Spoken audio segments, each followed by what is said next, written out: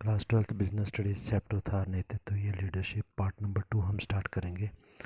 Part number 1 के last में हमारा टॉपिक चल रहा था नेतृत्व का महत्व या इंपॉर्टेंस ऑफ लीडरशिप। 2 पॉइंट हमने किए थे, थर्ड पॉइंट कंटिन्यू करें। थर्ड पॉइंट हमारा है वांछित परिवर्तनों को लागू करने में सहायक, help in introducing required changes. क्योंकि काफ़ी सारे परिवर्तन मार्केट में होते रहते हैं और हमारी कंपनी को उसके अकॉर्डिंग जो है वो अपने आप को ढालना होगा। कंपटीशन बढ़ता है, टेक्नोलॉजी तकनीकी में परिवर्तन होते रहते हैं, तो हम लोग वर्कर्स को इस प्रकार से समझाते हैं, प्रभावित करते हैं ताकि वो उस परिवर्तन को एक्सेप्ट कर लें, स्वीकार कर लें। फोर्थ पॉइंट हमारा है झगड़ों को प्रभावी ढंग से हल करने में सहायक, helps in solving the conflicts effectively. Conflicts यदि आपस में मतभेद हो जाते हैं, झगड़े हो जाते हैं वर्कर्स को, तो इसके कारण कंपनी को बहुत ज़्यादा हानि होती है। तो ये जो हमारा लीडर होता है ये झगड़ों को जो है निपटाने की कोशिश करता है, हटाने समाप्त करने की कोशिश करता है, चाहे वो झगड़े वर्कर्स के आपस में हो या वर्कर्स या मालिकों के बीच में हो। तो ये संस्था के लाभ के लिए ये कार्य करता है। पांचवा पॉइंट है अधीनस्थों के प्रशिक्षण और विकास में सहायक, helps in training and development of the subordinates.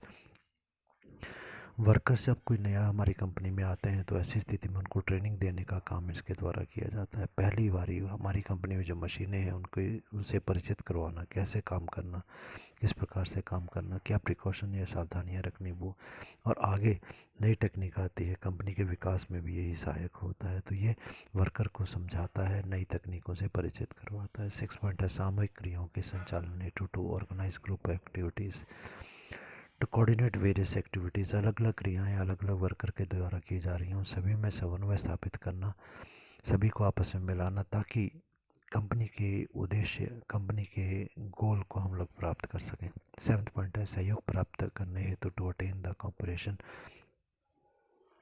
Workers to cooperate willingly. ये इस प्रकार से वर्कर्स को समझाता है, उनको इस प्रकार से मोटिवेट अभिप्रेरित करता है कि वर्कर स्वयं अपनी इच्छा से समन्वय करने के लिए तैयार हो जाएं। मैत्रीपूर्ण व्यवहार ये वर्कर के साथ करता है, प्रभावशाली तरीके से वर्कर के साथ संप्रेषण मतलब संदेश वहन, उनको समझाना, कार्य करने की मान्यता देना, वर्कर ने अगर अच्छा कार्य किया है तो उसकी प्रशंसा करना इत्यादि। उनकी कुछ शिकायतें हैं उनका समाधान ये करता है और प्रत्येक वर्कर के सामने ये अपना अच्छा कार्य करके अच्छा आचरण जो है, आदर्श आचरण जो है प्रस्तुत करता है। 8वां पॉइंट है अधिकारियों को सुविधा प्रदान करने हेतु to provide the facilities to the authorities. जब ये अधिकारियों को सुविधा प्रदान करता है मतलब वर्कर्स को ये कार्य करने के लिए प्रेरित करता है, वर्कर अपना कार्य पूरा कर लेंगे यदि समय पर, तो अपने आप ही अधिकारियों का कार्य पूरा हो जाएगा, क्योंकि वास्तव में जो कार्य किया जाता है वो तो वर्कर के द्वारा ही किया जाता है, अधिकारी तो केवल आदेश ही देते हैं। 9th पॉइंट है विप्रेरणा का स्रोत या फिर सोर्स ऑफ द मोटिवेशन। प्रत्येक वर्कर को जो हमारी कंपनी में काम करता है उसको भी प्रेरित करता है, मोटिवेट करता है ताकि वो ज़्यादा से ज़्यादा कंपनी के हित में कार्य को करें। 10th पॉइंट है औपचारिक व अनौपचारिक संगठन में एकीकरण, integration between the formal and informal organizations. Worker हर प्रकार से कार्य में योगदान दें, ऑफिशियली और अनऑफिशियली, औपचारिक तरीके से और अनौपचारिक तरीके से। यदि मान लो किसी दिन ज़्यादा काम आ जाता है तो ऑफिशियली तो हम केवल वर्कर से मान लो 8 घंटे काम लेते हैं, तो किसी दिन ज़्यादा काम आ गया तो हम वर्कर को बोलते हैं कि आप आज का दिन ज़रा 1 घंटा और एक्स्ट्रा लगा दो। तो नियम तो हमारा 8 घंटे का है, पर हम 1 घंटा एक्स्ट्रा जो वर्कर से काम करवा रहे हैं वो अनऑफिशियली अनौपचारिक तरीके से काम करवा रहे हैं।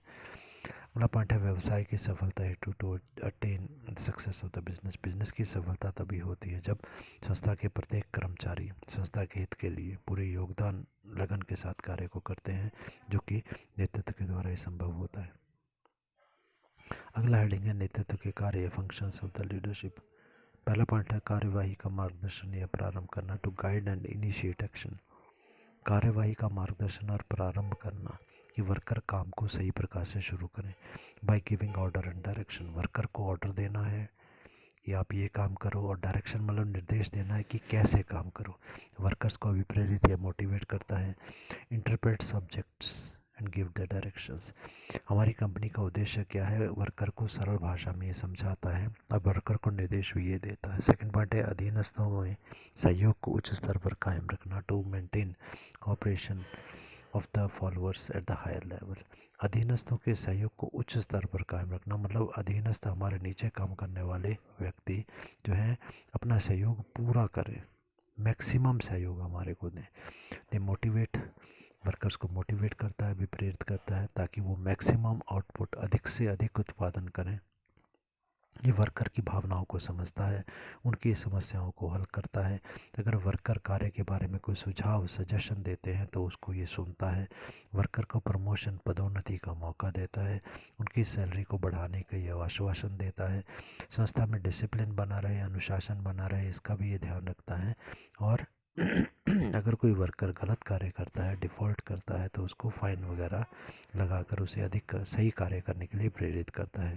थर्ड पॉइंट है अधीनस्थों व संस्था एवं स्वयं अधीनस्थों के बीच मध्यस्थता करना, to mediate between the organisation and the subordinates and between the subordinates.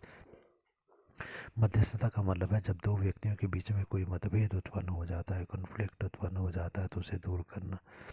ये वर्कर्स के बीच में कॉपरेशन, सहयोग का वातावरण जो है वो तैयार करता है, चाहे वो वर्कर्स के बीच में हो, चाहे अधिकारी और वर्कर के बीच में हो। चौथा पॉइंट है अनुशासन कायम करना, to establish discipline. He removes the deviation from the rules. ये देखता है कि किसी भी प्रकार जो रूल या नियम बनाए गए हैं उससे वर्कर डेविएट ना हो, मतलब उनका पूर्ण तरीके से पालन करें। अगर वर्कर पालन नहीं करते हैं तो उनको फ़ाइन या पनिशमेंट की व्यवस्था भी यही करता है। जो वर्कर अच्छा कार्य करते हैं उनकी प्रशंसा या प्रेज करता है। और सबसे बड़ी बात, ये सभी वर्कर के साथ में समान व्यवहार करता है, इक्वल बिहेवियर विद ऑल। ऐसा नहीं कि जान पहचान वाले को ज़्यादा लाभ देना, दूसरों को नहीं देना इत्यादि। तो समान व्यवहार जो है इसका होना चाहिए। अगला है डायरेक्शन या निर्देश देना। वर्कर ने क्या कार्य करना है, कैसे करना है, उसके बारे में इंस्ट्रक्शंस, निर्देश, डायरेक्शन इसके द्वारा दिए जाते हैं। जब ये वर्कर्स को समझाता है कि आप ये काम करेंगे तो वो बिल्कुल क्लियर या स्पष्ट शब्दों में होने चाहिए। डायरेक्शन, निर्देश जो है वो फ्लेक्सिबल होने चाहिए, परिस्थिति के अनुसार उनमें थोड़ा बहुत चेंज किया जा सके। साधारण सी भाषा में हम कहें तो जो भी आदेश निर्देश दिए जाएँ उसकी भाषा, लैंग्वेज जो है बिल्कुल सिंपल होनी चाहिए। ऑर्डर ऐसे दिए जाने चाहिए इसके द्वारा जो कि वर्कर आसानी से पूरे कर भी सकें। 6 पॉइंट है उपक्रम का प्रतिनिधित्व करना, टू रिप्रेजेंट द एंटरप्राइज। उपक्रम या एंटरप्राइज की यदि हम बात करें तो ये उपक्रम का मतलब होता है हमारी संस्था। तो संस्था की जो नीतियाँ हैं उसके बारे में लोगों को बताना। To explain the rules and the object of the company to the employees and the outsider. हमारी कंपनी के क्या नियम है, जैसे कोई वर्कर हमारी कंपनी में नया आया तो उसको बताना भाई हमारी कंपनी का उद्देश्य ये है, हमारी कंपनी के ये नियम है, ये नियमों का आपको पालन करना होगा। और बाहर वाले व्यक्तियों को भी यदि हम संस्था के बारे में बताना चाहते हैं तो ये अधिकारी ही कंपनी के बारे में लोगों को बताता है। 7th पॉइंट है हमारा नीति, कार्यविधि निर्धारित करना, to frame the policies and the procedure. कंपनी में किस प्रकार से काम करेंगे, काम करने का तरीका क्या होगा, पहले क्या होगा फिर बाद में क्या होगा, यही डिसाइड करता है।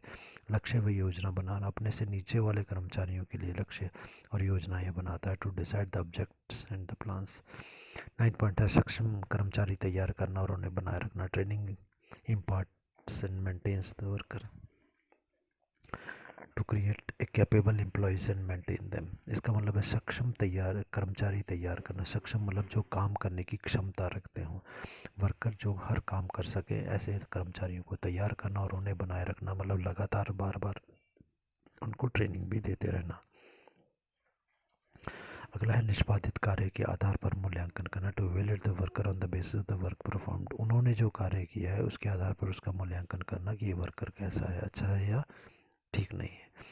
अगला टॉपिक है नेतृत्व के गुण या क्वालिटीज़ ऑफ द लीडर। एक लीडर में क्या गुण होने चाहिए। तो सबसे पहले तो इसमें आप हेनरी फ्यूल के अनुसार दिए हुए पॉइंट्स को हम देख लें एक बार, उसके बाद सामान्य पॉइंट देखते हैं। यदि क्वालिटीज़ पूछी जाएँ तो एक ऑथर के अनुसार आपने बताना है, फिर सामान्य गुण बता देने हैं। तो हेनरी फ्यूल कहता है इसमें पहला पॉइंट इसके अनुसार स्वास्थ्य व शारीरिक क्षमता होनी चाहिए, हेल्थ एंड फिजिकल फिटनेस। स्वस्थ व्यक्ति होना चाहिए और शारीरिक रूप से काम करने की बहुत क्षमता उसमें होनी चाहिए, थक ना जाए काम करते हुए। दूसरा योग्यता व मानसिक संतुलन, इंटेलिजेंस एंड मेंटल विगर। कहने का मतलब है इसमें काफ़ी इंटेलिजेंस होनी चाहिए, मानसिक योग्यता इसकी अच्छी होनी चाहिए, मानसिक संतुलन होना चाहिए, बहुत जल्दी अपना मानसिक संतुलन किसी समस्या के टाइम पर ये खो ना दे। अगला है हमारा नैतिक गुण या मॉरल क्वालिटीज़ होनी चाहिए, सबके साथ न्याय करना इत्यादि। अगला है ज्ञान, इसमें नॉलेज होनी चाहिए, तभी ये वर्कर को समझा पाएगा। प्रबंध की योग्यता, मैनेजरियल एबिलिटी का मतलब है वर्कर से कैसे काम लेना है, निर्देश कैसे देने हैं, कैसे उनका हिसाब किताब रखना है, मोटिवेट कैसे करना है, ये सभी योग्यताएं इसमें होनी चाहिए। तो ये पॉइंट थे हमारे 5 हेनरी फ्यूल के अनुसार। इसके अलावा सामान्य भी कुछ गुण जो हैं वो नेता में होने चाहिए। इसमें पहला दिया गया सत्य, निष्ठा, इंटीग्रिटी। ये व्यक्ति जो है हमारा मैनेजर या लीडर हम कहेंगे, ये सच्चाई पे चलने वाला हो, ईमानदार हो, सद्भावना, अच्छी भावना हो, आदर्श हो, मतलब लोगों को लोग इसको देख करके अच्छे तरीके से कार्य करें। ये व्यक्ति जो है कर्मचारियों से झूठे वादे ना करे। स्वामी को समस्या के बारे में ये पहले ही बता दे कि ये वर्कर्स की समस्या है तो इसे आप हल करवा दें, अन्यथा बाद में समस्या जो है गलत रूप ले लेगी। सेकंड पॉइंट है पहल क्षमता या इनिशिएटिव। जैसे ही उच्च अधिकारियों ने कोई कार्य दिया तो ये तुरंत अपने आप से उस कार्य को करने के लिए तुरंत तैयार हो जाए, पहल जो है कार्य करने के लिए करने लग पड़े।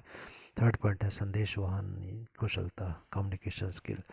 संदेशवाहन कुशलता का मतलब अपने से नीचे काम करने वाले कर्मचारियों के साथ खुला संदेश वहन करना। टू वे कम्युनिकेशन जो है होना चाहिए, अपनी बात भी वर्कर को कहे और वर्कर की बात जो है उसे भी ये सुने।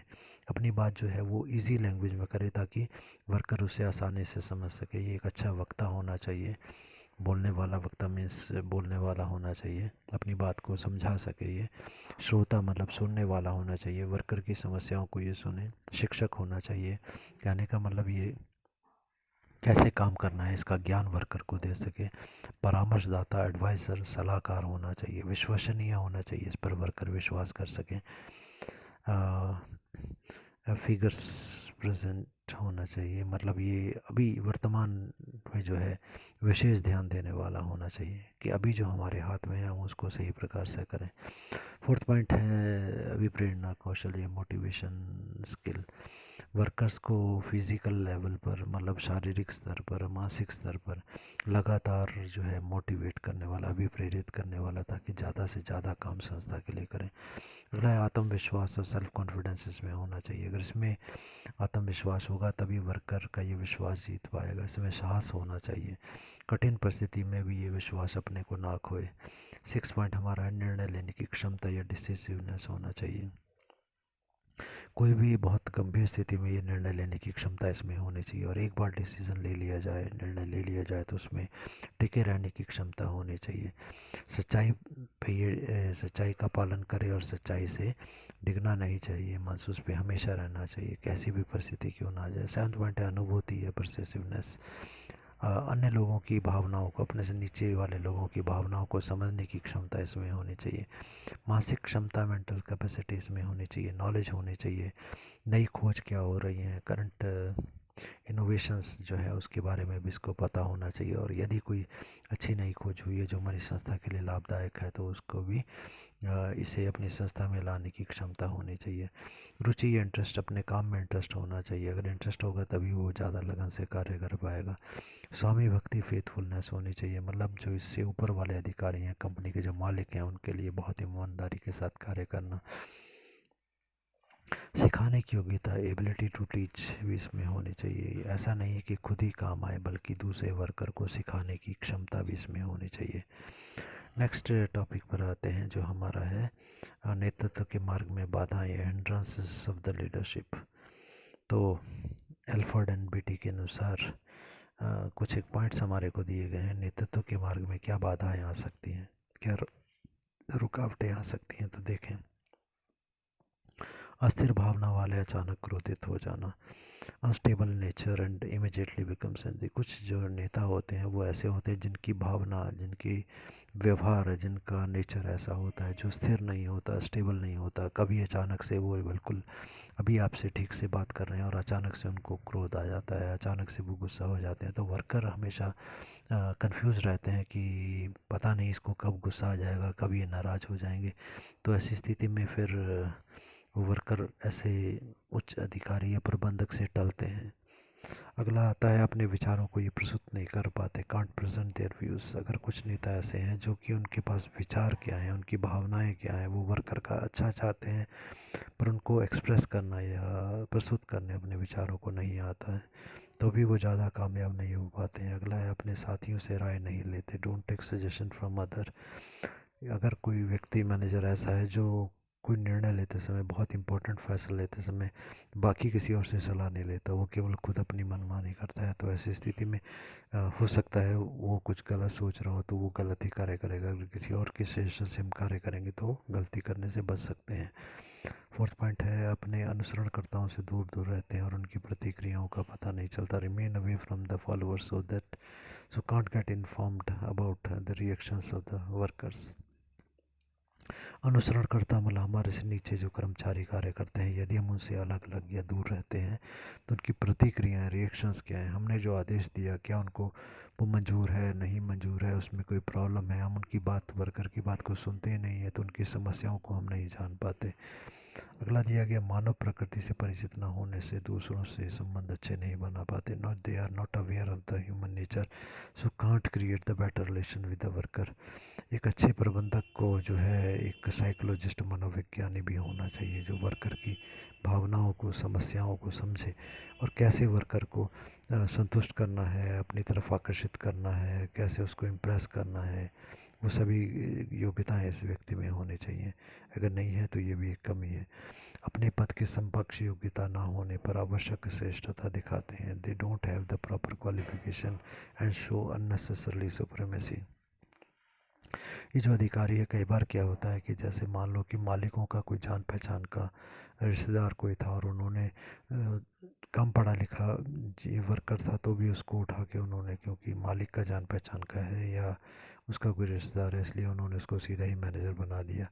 अब ये मैनेजर हमने बना तो दिया पर उसमें योग्यता, क्वालिफिकेशन नहीं है मैनेजर बनने की, तो वो क्या करेगा, वो अपने आप को ज़्यादा बढ़ा चढ़ा कर दिखाने की कोशिश करता है कि मैं बहुत क्वालिफाइड हूँ, मुझे काफ़ी कुछ आता है। तो अनावश्यक मतलब जो आवश्यक नहीं है वैसी विशेषता प्रदर्शित करने की कोशिश करता है। अगला है अस्थिर स्वभाव वाले श्रमिक का सुरक्षित अनुभव करते हैं। अस्थिर मतलब स्टेबल इनका नेचर नहीं होता है, their nature is not stable, hence the worker feel confused and unsafe with them. अस्थिर मतलब वही जो हमने डिस्कस किया कि कभी ये नाराज़ हो जाते हैं, कभी खुश हो जाते हैं। इसी वर्कर हमेशा ही अपने आप को असुरक्षित अनुभव करते हैं कि पता नहीं ये वर्कर अधिकारी कब नाराज़ हो जाएगा, इसलिए उसके पास जाते नहीं। आठवां पॉइंट है दूरदर्शिता की कमी होने से दल का भावी कार्यक्रम ठीक से नहीं बना पाते, they don't have the ability to forecast so can't prepare the future plan of his team. दूरदर्शिता मतलब भविष्य को देख पाना, भविष्य का अनुमान लगा पाना कि भविष्य में कैसी परिस्थितियाँ आने वाली हैं, उसका पता हम लोग नहीं लगा पाते भविष्य की परिस्थितियों का।